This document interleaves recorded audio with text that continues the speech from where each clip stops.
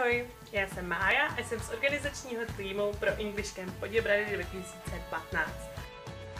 Pokud nevíš, co je English Camp, tak je to týden plný zábavy, sportu, angličtiny a hlavně poznávání nových lidí, jak už z Ameriky, tak i z Čech.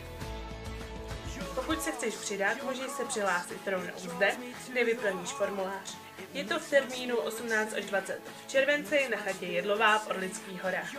Pokud si ale nejsi ještě jistý, můžeš si kouknout sem, kde je video z minulého English Campu a já doufám, že se ti zalíbí natolik, že s náma pojedeš. Ale pokud ještě váháš a máš pár otázek, můžeš napsat mě, protože já na to mám triko. Tak see you later, alligator. It draws me to your heart. It makes my spirit sing. It makes my spirit sing.